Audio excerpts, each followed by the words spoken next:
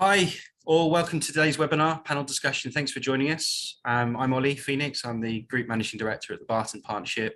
And today we're going to be talking about talent attraction, engagement and retention through the Great Resignation with a great panel we've got lined up for good partners globally from some major consultancies. It's a critical topic for us, for all of our clients. I'm delighted to be hosting this panel. Particularly the consultancies are feeling the pinch on this topic, particularly at the moment. I'm Bitar, and I am currently UKI Vice Chair for EY, and I'm also the Managing Partner for our consumer sector. I'm delighted to be with you today. I'm Palestinian. I grew up in the Middle East. I made the UK my home. And very passionate about some of these topics, which all impact people. Thank you. Apurva. Hi everyone, my name is Apurva Nair. I'm a partner at Oliver Wyman in our private equity / private capital practice. Excited to be here talking about this important topic, as I'm sure all of us on this panel have grappled with in sort of a COVID and then sort of post-COVID environment, and looking forward to the discussion. Nav. Sure, I'm Nav Singh. I'm a senior partner based in Boston. I'm also the co-sponsor together with Gemma on McKinsey's global talent attraction efforts. Really looking forward to this discussion. This is an important time where we need to talk about these things and address them. And I think also important change moment for our industry and our profession. I've been at McKinsey for 21 years. I thought I'll be here for 2, and I'm 19 years and counting above my plans. Because we all are there because we all are having fun and look forward to this conversation. Excellent. And finally, last but no means least, Gemma. Hi everybody, Gemma Dauria. I'm a senior partner with McKinsey based in Milan. I do a lot of my work in consumer retail, but I'm also one of the global leaders of our people and organizational performance practice. With Nav, I co-sponsor globally our talent attraction efforts, and like Mona mentioned, people has also been a great passion of mine since the very beginning, as I do believe it's the only enduring source of competitive advantage, not only for us, but also for our clients. And I very much look forward to this conversation. Excellent, thank you.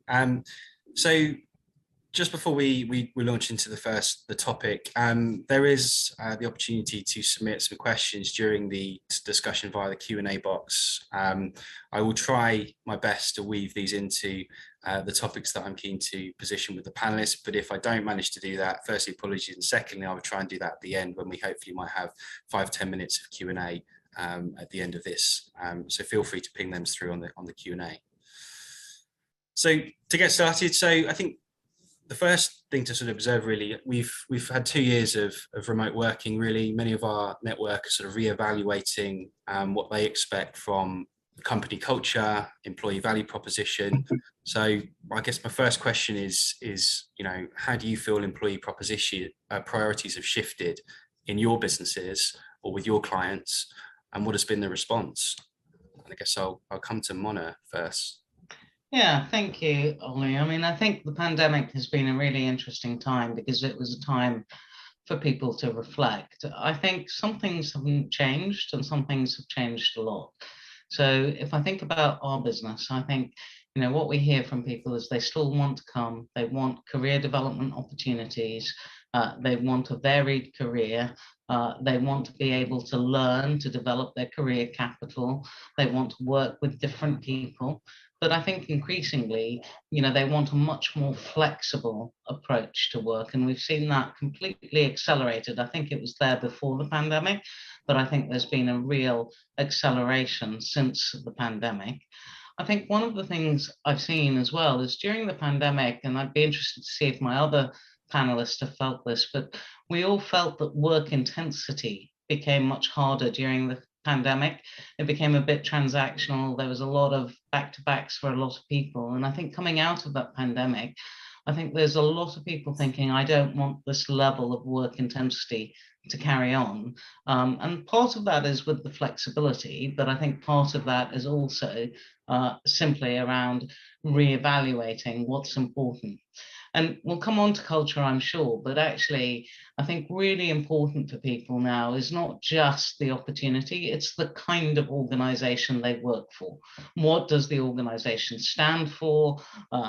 Does it actually have a compelling purpose that they believe in? Where does it stand on issues around society? How inclusive is it?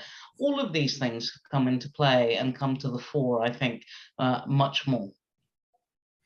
And have you, as at EY or as a senior partner at EY, have you taken specific actions to, acknowledge, those changes in priorities? Look, I mean, I think we've taken a whole host of actions around that. So I think, we let me kind of start at the beginning. I think, this will probably go into culture a lot more, but the most important thing is how we create the culture of belonging, which we talk about. And I'll talk a little bit more about that, but for me, that's really, really important around that. The second thing is, how do you create the environment, particularly as we move back into more hybrid working, to create the pull factor for people to collaborate, to learn?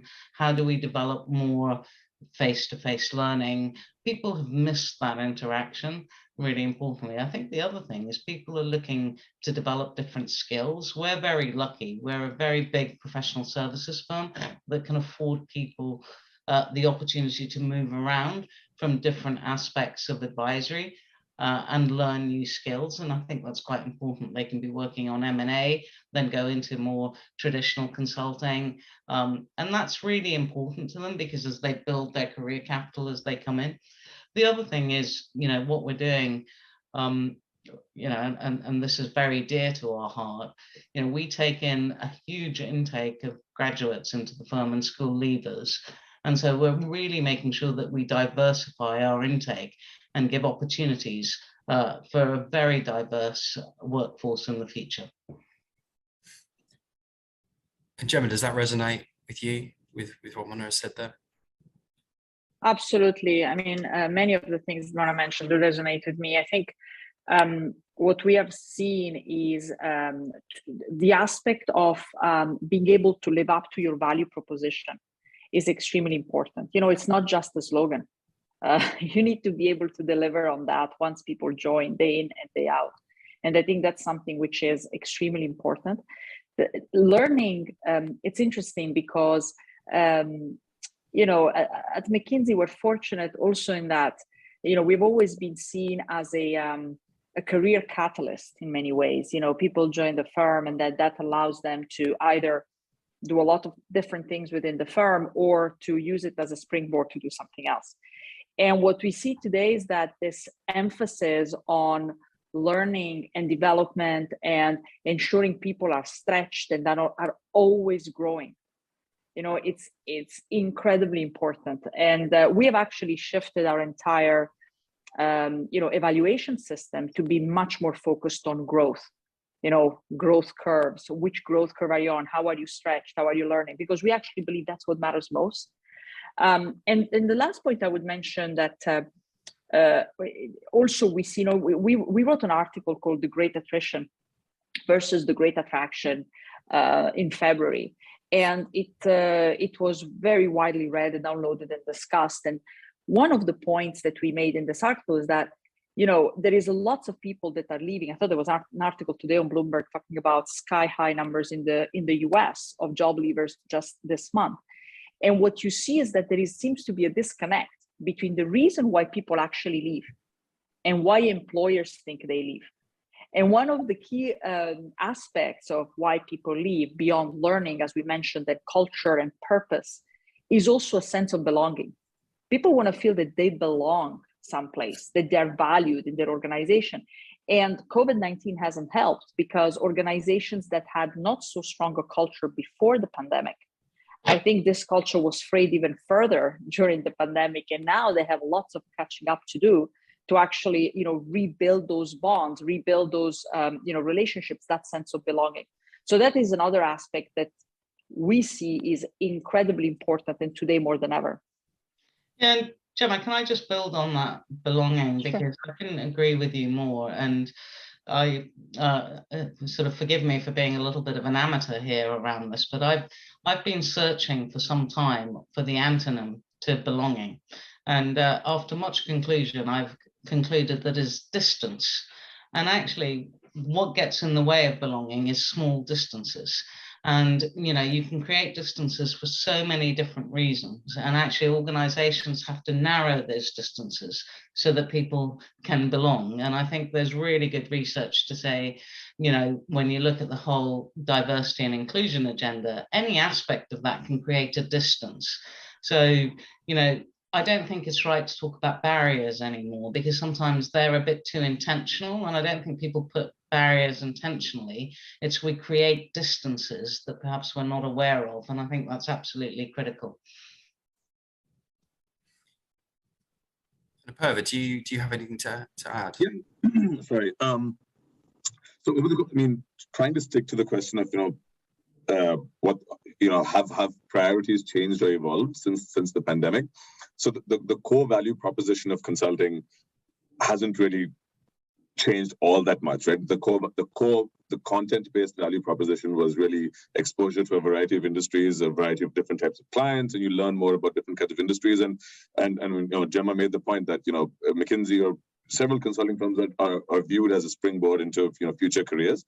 I don't think that's really changed all that much, but what seems to have taken a larger role are sort of the what were viewed previously as fringe areas, which was, for example, a fresh college graduate coming into consulting had the typical Monday to Thursday travel life, followed by a Friday in the office. So the fringe perks like airline miles and hotel points and things like that, which were nice to haves in the past, seem to have taken a sort of a backseat to seems to have taken a backseat. And when you juxtapose that with the point that Mona made earlier about the intensity of work that really sort of peaked during COVID, managing that intensity seems to have taken a much higher priority, and that seems to have emerged as an area where firms can really make a marked difference in their retention strategies. What we're seeing, in that area is really people want to have clearer boundaries between work time and non-work time, and the fact that in this during COVID, everybody was sort of locked up at home, and you suddenly find yourself from back-to-back meetings from 8 a.m. until 8 or 9 or 10 p.m. You're unable to draw that distinction between, hey, what's my time and what's work time. So in speaking with a lot of my, in preparation for this, I spoke to a lot of junior colleagues, and that was something that we've been around for the last couple of years. And that's an area that's really emerged in their view. So as we sort of transition from this 100% work from home to this hybrid environment, I think that's that distinction between time that they can have for themselves versus time that's sort of hybrid, somewhere in the middle, sort of this gray area, versus pure, quote unquote, pure work time. Being able to draw that distinction is really where firms can make headway in sort of stemming attrition.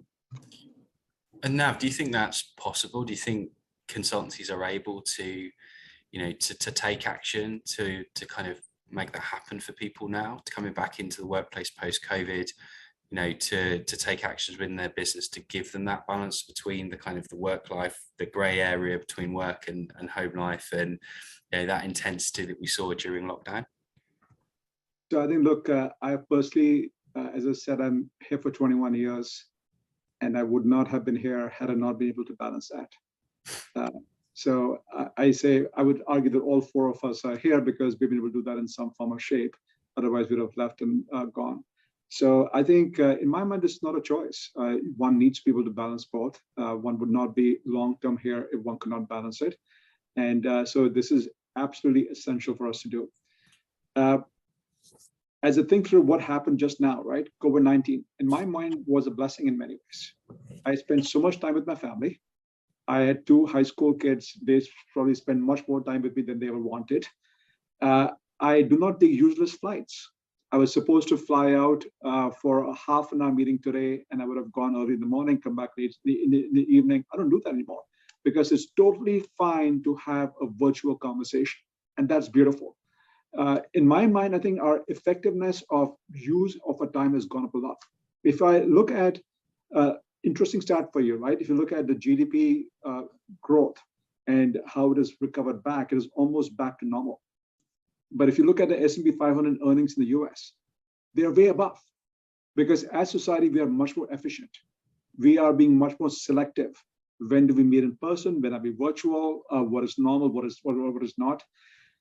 So I think these changes are going to connect to go on. I think we think about life in long term, right? Long term is not 3 months and 6 months and 9 months. It's 1 year, 3 year, 5 years. In 5 years, we'd have hopefully might have forgotten about COVID-19. But there's some beautiful lessons learned that have made us more efficient, that has made us more family friendly, that have given us a flexibility to do what we want to when we want to, which I think are powerful. So I personally think COVID-19 has been the best blessing in terms of transforming how we work. That's an interesting point, and I think that leads us on to a kind of question around the long-term sort of future state of kind of workplace in consulting. And I guess touching on that point around, you know, the need to be able to engage via VC versus hopping on a plane and having to do everything in person. Does that change the way you will hire and the type of capability that you might look for in future hires moving forward? So I think one thing which will not change is Thomas and I want to provide there also, we are trying to recruit amazing leaders. We all want to hire great leaders who will become even better leaders over time. That will not change, right? I think what will change is the flexibility they may want, the locations they may want to be in, the hours they may want to work. But I would also add, Ollie, that the reason why I still say this profession is it never gets boring. There's not a single boring day. We are changing all the time. So in my mind, COVID-19 was a very small change in the grand scheme of things. We are changing all the time. Our needs are changing. The skills we're hiring for are changing. What is not changing is we are grooming amazing leaders. They will need to adapt and change every year like any leader does. And that's beautiful in my mind. And we'll, of course, flex to that. Gemma and I were late earlier on coming to you because we were with our shareholders talking about a big change which we are hopefully going to operationalize soon, which enables us even more. Right. So it is about ensuring that people are having a full life, more of their work life, as well as they are equally excited about the work they're doing and the purpose that they have, what they're able to do, and growing as a leader. And we've just had a question actually from Laurie, quite specific around actually, you know, you guys have all been in the industry for many years and survived the industry for many years. And for the younger generation coming into the consulting industry, you know, you talk about, you know, just keen to know the best practices when it comes to maintaining that balance within consulting, you know, particularly post-COVID. Do you have any kind of tips or things you've lived by over the years that have allowed you to be so successful within the industry? Well, I don't know if there's a one-size-fits-all best practice, right? It really must align with the expectations your work colleagues and the firm that you work at set for you. So you know, these best practices sort of vary depending on the environment that you're in and the culture of the firm that you're with and things like that. So I'll think about this a bit more, but I don't know that there's necessarily a standard set of best practices. But what my advice to generally sort of new entrants into the consulting sphere is to get a good flavor of the type of work that your firm does or your practice does, and align yourself with folks that have a similar kind of ethos to you, and that will enable you to be successful in the path that you've chosen, as opposed to trying to be an answer to every question that's asked. So it's sort of broad, but then it must be tailored to the environment that you find yourself. And Ollie, I can give you my take. I think I've lived my life in the sense that I nowadays start my work at 8:30 a.m. I finish at 8 p.m. So consulting, at least at McKinsey, is not a 8-hour day if you're looking for, right? I mean, let's be honest about that. But it is not a 14, 16, 18-hour day also. You need to figure out what your boundaries are. The boundaries for me are 8:30 a.m. to 8 p.m. and that's it. Fridays, I wrap up at 5. I used to have what I call fun Fridays with my kids. We had super Saturdays with our kids and then slow Sundays. And that was our life for the longest time. And it worked out, and I'm still here. But I think the biggest thing I would say is that people, as Apurva said, need to define what their boundaries are. And without defining them, it doesn't work. I think I'd just add to that as well, communication. I think talking to your colleagues about what's important to you, what are your commitments, what flexibility you need. It's part of setting your boundaries, but actually if people don't know, it's very hard to accommodate. So there's certain things for me that are really important and I protect them, but you need to tell people that, you know, this time needs to be protected. Otherwise, you know, it's very hard for them to guess. So I think my encouragement is be open around your needs, be open about the outcomes, have the conversation. Yeah, I agree with everything that has been said. The only thing I would add is that I think it is important to recognize, one, that such priorities and boundaries change over time and they evolve. So, you know, it's they're just never fixed. And I think just being able to adjust your operating model, you know, I have 4 kids and I think now they are, you know, 12, 11, 8, and 6. When they were very little, it was very different for me than now. Now there are other needs that I have to, you know, juggle relative to what, you know, a few years ago. And so I think that's something which you need to recognize. Second, I would say also recognize that people have different needs than yours. I think it's very easy to project and just assume that, you know, maybe you are, you know, you are somebody working late and somebody else doesn't. I think there's a lot around being attuned to the needs of the people you work with. What has worked with me in terms of tips, I've actually really focused hard on developing a local client base because that made a big difference to me personally in terms of my travel. And in an industry where before, and I know now that travel patterns are shifting, and I think it's a good thing. And I think being more mindful about travel is actually great. That being said, for me personally, and I know for Nav too, because we've talked about this, Siv and I, you know, making some trade-offs because we wanted to prioritize a local client base actually made a difference. I mean, most of my clients are local. I hardly fly. I do not have many frequent flyer miles, and I'm proud of that. I couldn't agree more. Now, couldn't agree more.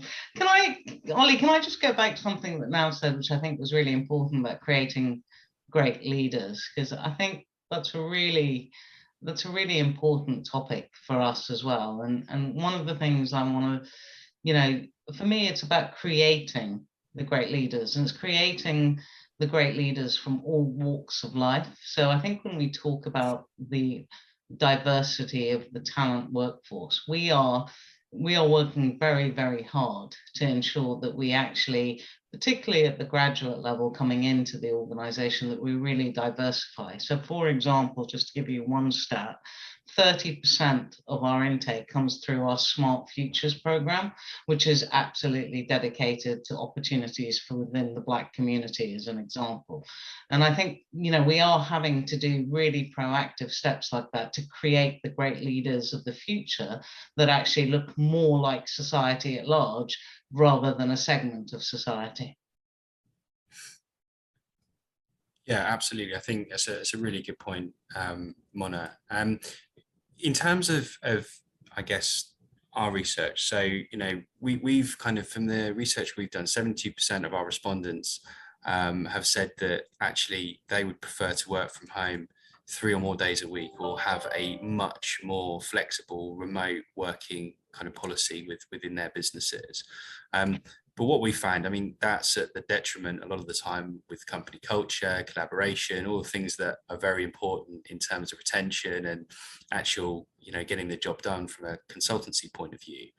Now, how are you guys as employers overcoming that tension between, you know, the priority to have some remote flexibility, you know, with working, but also maintaining that culture within the organization?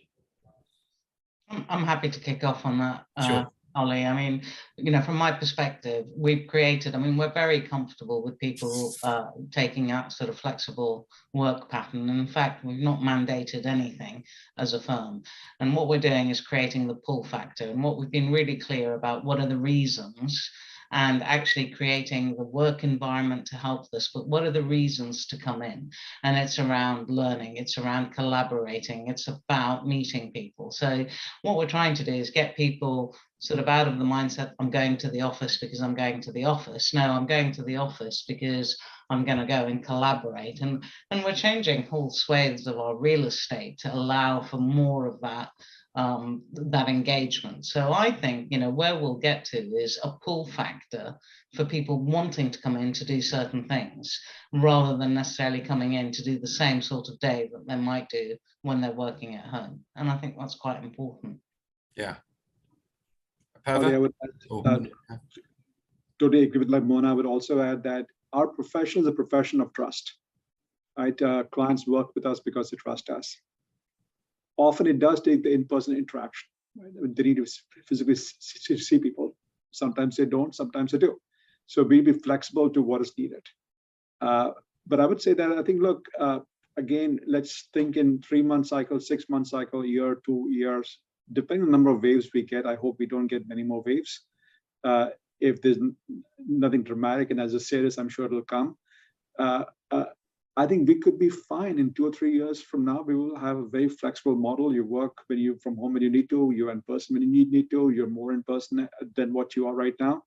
And that'll evolve. That doesn't keep me up from a talent attraction perspective. What keeps me up is what skills will we need? And these skills are changing by the month, they're changing by the year. And we need to attract the very best people. How do we get the very best people? And how do we keep them happy? How do we keep them engaged? And so I think those are much bigger issues than the logistics of where do people work from. At least that's my personal take. Yeah, so I mean, fully agree with Navjot and Mona, right? Consulting in general follows an apprenticeship model, where you historically, you know, you'd learn by being in the same room and discussing ideas with colleagues and solving problems together and things like that. And sort of really expands your worldview, your problem solving skills, as well as your communication skills. So I feel like during COVID, you know, let's say it was a year and a half of working completely remotely, or close to 2 years. An aspect of that was lost a bit, and by being flexible and being super thoughtful about when, like I think Mona articulated it perfectly, go to the office when there's with an objective, as opposed to just showing up because you have to show up. For example, in my case, I have a team here that's co-locating from Dallas, Chicago, and a couple of guys from New York. The idea here is, you know, for a short 2 or 3 day sprint, we co-locate, we solve XYZ type of problems, and then you can go off to your own, you know, your home bases and work there. So yeah, you know, what we're solving for here is we don't want to lose the benefit from the apprenticeship model, where, you know, from partner to consultant to analyst, there's this sort of knowledge osmosis that happens by virtue of being in the same environment and addressing the same problems for the same client. The way around that is to be particularly thoughtful and decisive about what events necessitate being present in the same location and which ones you're more flexible about. And organizations that will be successful going forward in sort of developing, at the same time developing leaders while sort of stemming attrition, are going to be organizations that are able to effectively make the call on what type of work requires you to be together versus what you can do on your own.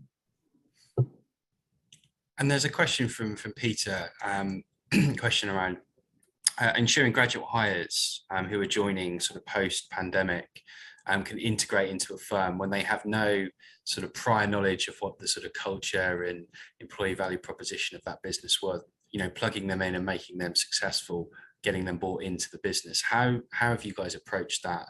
Has that been a topic you've discussed? It is a topic of immense interest. There are many people who have not physically come into office for a couple of years, actually, right? Because they've been remote or they've been at the client. I think this is a topic of immense focus, immense interest. I think we're going to have some band-aids, all of us, is my guess, to be able to like bandage this over the next few months. But long term, depending on how many more COVID waves we get, hopefully we'll be able to address this. But it's a big short-term issue. Want anything to add on that? Yeah, look, I agree with Nav. I mean, I think, we really doubled down on our efforts during the pandemic where people were remote, and we have a huge intake of people coming in of trying to do our best on virtual events, but it's not the same. And I think now we're already seeing the benefits of people coming in some days, and we're really, we're doing a whole host of accelerated sessions for people over the coming months in order to try and particularly, we've hired so many new people at all levels, by the way, and they've not had the chance to really experience the culture. And that's quite important because actually I think culture is a real differentiator. So I think it's on everyone's mind, I would imagine. And then in terms of the sort of balancing the in-person versus the remote, I mean, there's one thing which is sort of the apprentice model, which you've mentioned, Apurva, sort of actually, getting people trained up, getting people, upskilled, and then there's the establishing the culture and the sort of stickiness within the organization. Are both things different, or is it sort of one topic that you tackle that with? I think it depends, right? They have overlap, and then they have their own distinct parts as well. If you think of it as a Venn diagram, that the intersection is quite large, but then they both have their own sort of separate aspects as well. From a culture perspective, what I found to be successful among the folks we've hired over the last year has really been being really deliberate in how they're introduced to other folks in the firms. We sort of have this sort of buddy system where everybody has one person that they're sort of attached to when they join the firm, who shows them the ropes, introduces them to other folks in smaller settings at first, depending on the comfort level for in-person interaction. Generally, new hires tend to be in locations where we have an office. But we're also open to, following and onboarding. We're quite open to people, being wherever they want to be, as long as deliverables aren't affected. So really, the apprenticeship model has a lot to do with developing on-the-job skills. The integration with firm culture is sort of a happy byproduct of that move, and then the reverse is true for onboarding and sort of a cultural introduction. Your goal here is to integrate somebody well into the firm's culture, and as a result, that individual starts to adopt best practices learned over the course of those interactions. And a topic of this panel is, partly the Great Resignation, and we are seeing, attrition in high numbers at present. I guess, that is largely down to sort of changing culture, work patterns, people wanting different things. We've talked about the changing priorities. What are you doing, to drive that employee engagement and satisfaction and building culture within your organization as we come out of COVID? I think this is a topic of immense focus for, I guess, all of us, because we are all about people, right? And without people, you can't do much. So this is what all of us are focused on. There are things we all are doing, from the flexibility, from spending more time with them, from being counselors to them. So this is a top priority for all of us, is my guess. But I think I would like to reframe your question also. One can blame it as a great resignation or a great attraction or a great attrition, whatever you want to call it. I personally think it's a great opportunity. It's a great opportunity for people to find jobs they really want to focus on. I think with the number of jobs out there that people want to do, this is amazing in my mind. So and I think I would always take a leader lens to it, a people lens to it. People should be in jobs that they enjoy. And what a beautiful opportunity for them to go find the jobs they want. Hopefully they are with us, and hopefully they would like to stay here, and many of them are here and will be here for a long, long time. But I think we are missing the point in my mind. This is a wonderful opportunity for people to have jobs that they really enjoy. And it's our goal, I'm sure all of us here, to make sure that people love the professions we are in and love the environments we're in, love the culture we are in, But there's some who may decide, look, I want to go to something else, and the options for them are tremendous, which I think we should be applauding and cheering. I think that's right. Now, I think the only thing I would sort of build on that, and I think you're absolutely right, we're all focused on it, is one of the things that I'm very mindful of, and we've all been in this kind of game for a long time. I think, as expectations has changed and people want, I sometimes wake up terrified thinking, am I creating a future in a model that I knew? And am I taking into account the different requirements and different ways of thinking of our younger generations as they come through? And I think it's so important that we engage with our younger people in terms of creating that wonderful career, because I think, in some ways the careers we had were, some things don't change, but some things have changed quite significantly. And I just want to make sure that my mental model isn't necessarily the mental model I take for the future, because these days increasingly I'm feeling more and more of a dinosaur, but that's a different story. Yeah. Mm-hmm. I would add, I totally agree. There is one thing that I would add that it's very important for us, which is rekindling the maybe the spirit of small communities. We talked about sense of belonging, and one of the things that we're noticing, as definitely as McKinsey has gotten larger, it's very difficult to keep a sense of belonging with the larger an organization is. And so we have actually really investing in creating these small communities where there is trust, where there is sense of belonging, where there is shared norms, shared vision, and that is actually really helping us cement the fabric of our firm and rebuilding culture from a place where it was actually it has been frayed during the pandemic, as we talked about. So it's I think we're making an effort on that dimension, and we're also making an effort on the one-on-one relationships. I think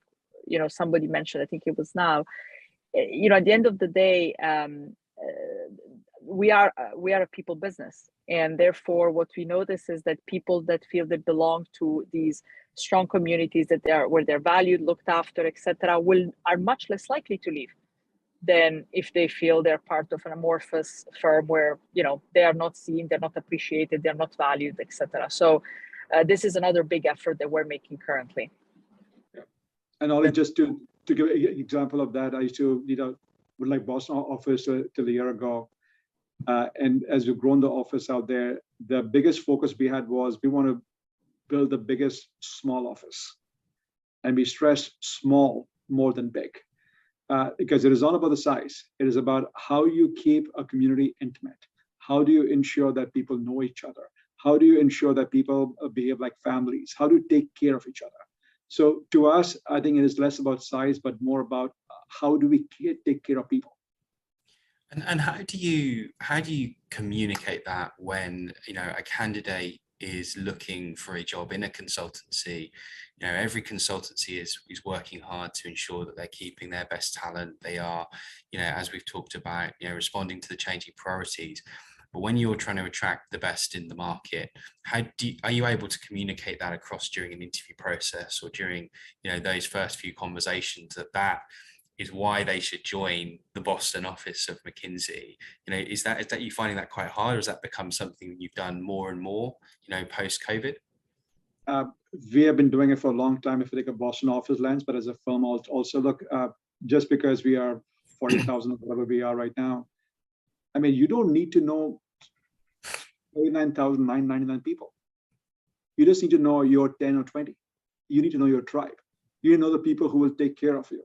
So I think it's a reminder, and I'm sure Mona and Apurva will agree, and Jama also, it's all about finding your tribe. How do you keep the place small? People who will take care of your family. And of course, there's a bigger firm, that's totally fine, but everybody needs to find their family. And we try our best to inform people. Some people are impressed by it, some people are not, and that's okay. I think, but there's no shame in sharing how we think about life. So we have had the pleasure of being a very large firm for many years, and we're 300,000 plus in terms of across all our professional services. And actually, I think this boils down to a number of things. one, the value set, which is different to the people you know, but actually really having a set of shared values across the firm is quite important. Secondly, I think it's that culture piece and belonging piece that we've all talked about.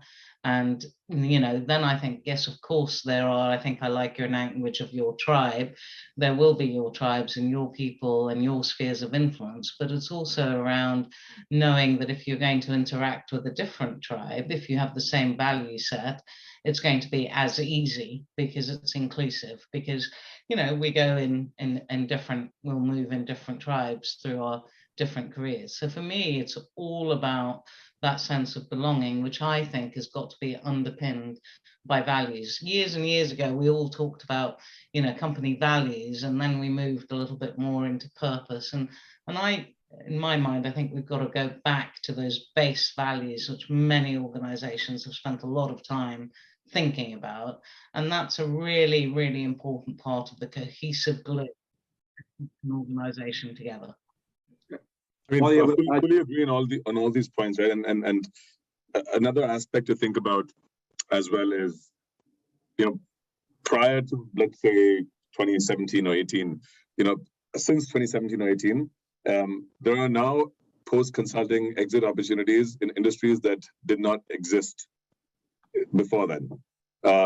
So we, of course, I fully agree with Navjot, Mona, and Gemma that we must put our best foot forward and, you know, encourage folks to find their home or tribe, as it were, whether it's, you know, in a firm, an office, a practice, or within a large team, you know, whatever works. But coming to acceptance that, and to, you know, I think Navjot made this point earlier. If folks want to leave to explore certain different kinds of opportunities, we must applaud them, because we've sort of in many ways built them up and equipped them with the skills and an education, as it were, to make them successful in whatever other endeavor they would go like to experience, and then potentially boomerang and come back to firms like, you know, like ours, because we want folks to go experience, to try new things. If they're not getting that opportunity at, you know, working with us, we would want them to try new things and come back. For example, there was an associate who worked with me who left consulting completely to go and work at a self-driving electric vehicle company, which as a business is as a very nascent stage as an industry, but it's interesting and it's challenging. It presents a challenge that's completely different than one that he was getting to experience within the consulting sphere. But we know for a fact that after having you know had his time in that kind of industry and experience, should he choose to return to consulting, we know, and he knows, that he'd be welcomed back with open arms. So I think, you know, creating the value proposition and an attractiveness factor has as much to do with retaining the people you have as much as it does with welcoming the people that were once part of your fold. Totally agree with Purva, and I would just like to stress on Mona's point about values.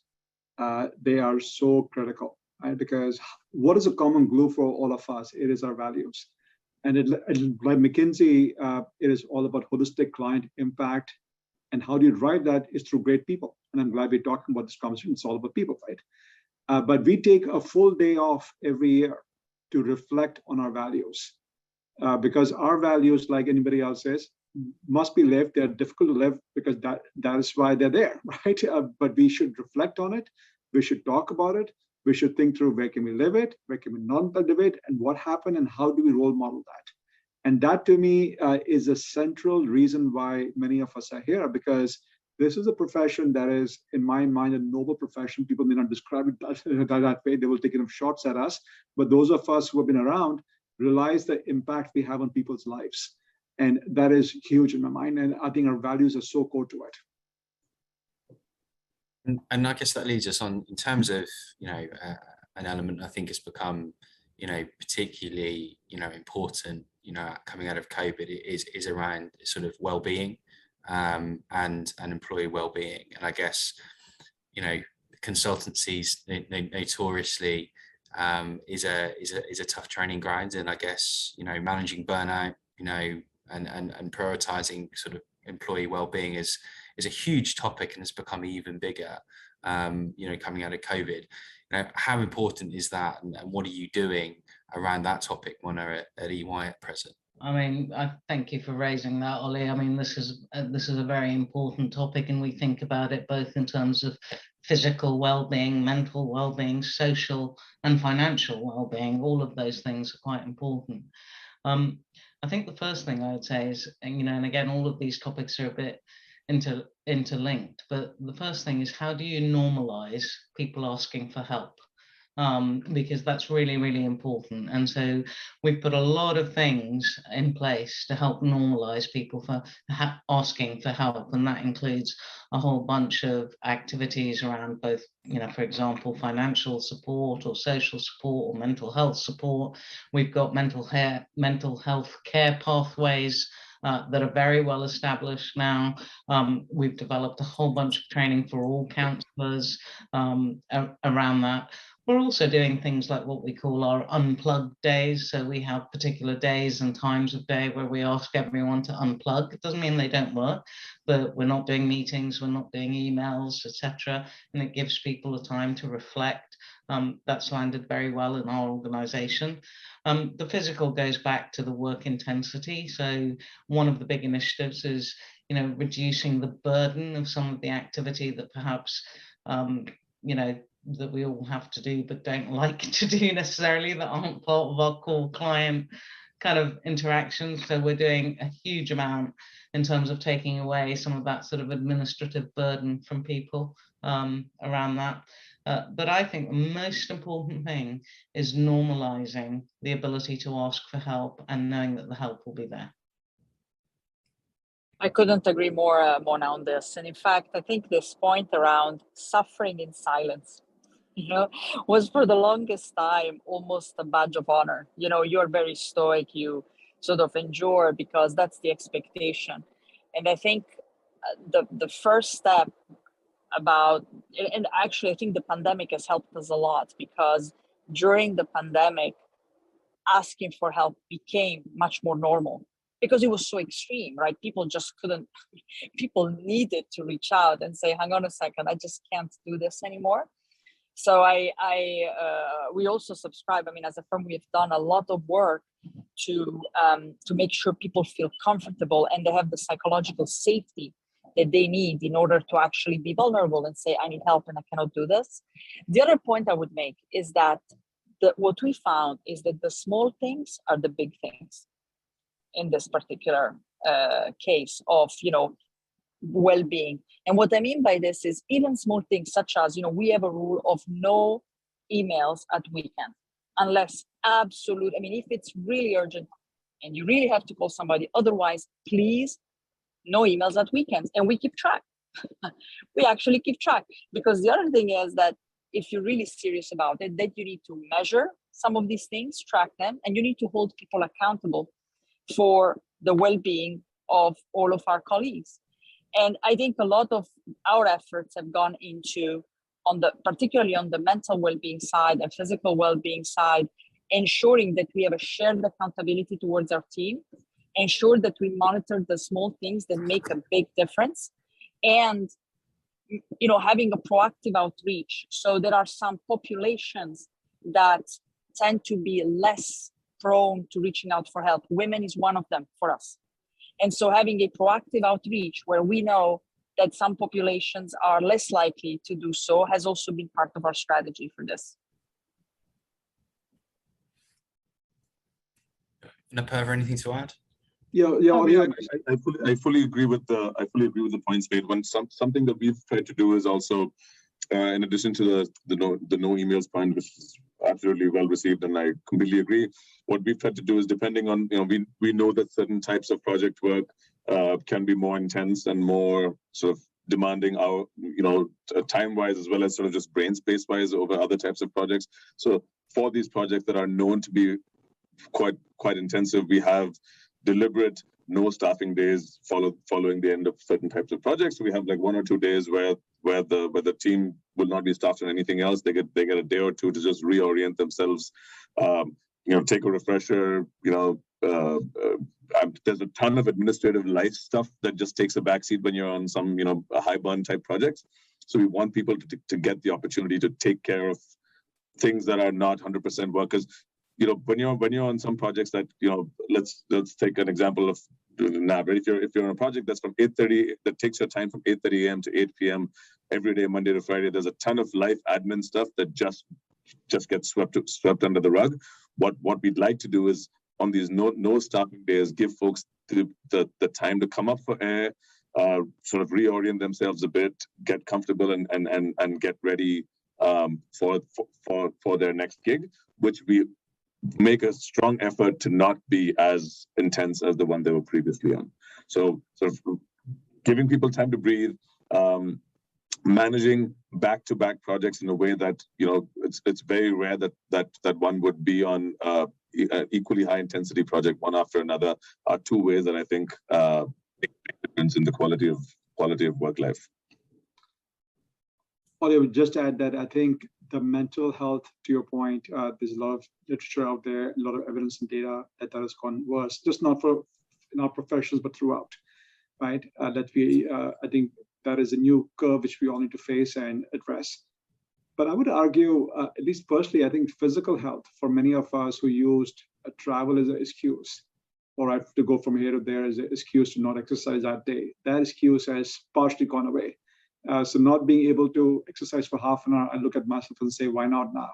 Why not exercising? And I've held up to it. I think, but this is a choice we all need to make. But I think that excuse of I don't have the time to exercise, one needs to rethink that, because many of us have much more flexibility in our lives. Yeah, that's great. Great point. So just final question. So conscious of time, there's one other question from David that's come in, and he's got a different spin on the subject. So he's asked if the panel can comment on the competition for talent in the market, and in particular sustainability of salary inflation that seems to be running hot at the moment. So is attrition as much a function of this rather than the re-evaluation, and how should the consulting industry seek to avoid the ratchet effect? Good question. I can speak to this quickly. I have a hard stop at one. The competition among consulting firms has always been there, and it's not going anywhere.